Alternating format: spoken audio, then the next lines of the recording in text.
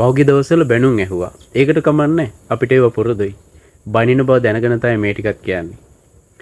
ධර්මයේ කියනකොට මේ බුදුරජාණන් වහන්සේ වදාළ පිරිසිදු ධර්මයේ කතා කරනකොට යම් මතයක් ගත් කෙනෙක් ඉන්නවා නම්, යම් දෘෂ්ටියක් ගත් කෙනෙක් ඉන්නවා නම්, යම් දෘෂ්ටියක් වැළඳගත් කෙනෙක් ඉන්නවා නම්, ඒ වගේ මේ දෘෂ්ටිය කතා කරන තමන්ගේ ප්‍රධානියෙක් ඉන්නවා නම්, එතකොට ධර්මයේ තුලින් කියද්දි මේක තමයි ධර්මය, මේක තමයි අධර්මය කියලා ඒකෙන් තමන්ගේ දෘෂ්ටියට, තමන්ගේ මතයට යම් ප්‍රහාරයක් එල්ල වෙනවා නම්, ඒ කියන්නේ සැබෑ ධර්මයේ තුලින් තමන්ගේ මතේ විවේචනය වෙනවා නම්, එතකොට තමයි යා ගැටෙන්නේ. එතකොට තමයි ඒ ප්‍රධානියා යටතේ ඉන්න අනුගාමික පිරිසත් ගැටෙන්නේ. එතකොට එතනින්ම තේරුම් ගන්න ඒ ප්‍රධානියා තමන්ට කියලා දෙන්නේ දෘෂ්ටියක්, මතයක්, තමන්ගේ මතයක්, ඒ වගේම ඒ ප්‍රධානියාගෙන් ඉගෙන ගන්න ටිකත් ඒ ප්‍රධානියාගේම මත. හැබැයි තථාගත බුදුරජාණන් වහන්සේගේ ධර්මයේ තුල තියෙන්නේ කාගේවත් මත නෙවෙයි. එක එක්කෙනාගේ හිතලු නෙවෙයි. බුදුරජාණන් වහන්සේගේ ධර්මයේ තුල තියෙන්නේ බුදුරජාණන් වහන්සේ විසින් පරෝපදේශ රහිතව අවබෝධ කරපු දෙයක්.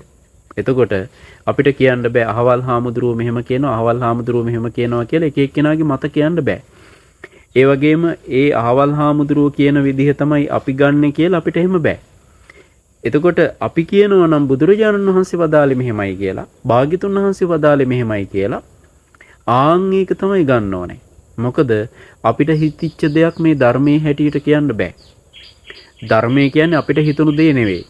දැන් ඔය ඒ කාලේ භික්ෂුන් වහන්සේලාගෙන් භාග්‍යවතුන් වහන්සේ යම් යම් ධර්ම කාරණා අහනකොට, එතකොට භික්ෂුන් වහන්සේලා නොදන්න දෙයක් නම් ඒකට භික්ෂුන් වහන්සේලා ප්‍රතිඋත්තර දෙන්න යන්නේ නැහැ. ඒ වෙලාවට බුදුරජාණන් වහන්සේට භික්ෂුන් වහන්සේලා කියනවා, ස්වාමීනි, ධර්මය කියන්නේ භාග්‍යවතුන් වහන්සේ මූලික කරගත්තු දෙයක්. ඒ වගේම ධර්මය කියලා කියන්නේ ශාස්ත්‍රෝන් වහන්සේ මුල් කරගත්තු දෙයක්.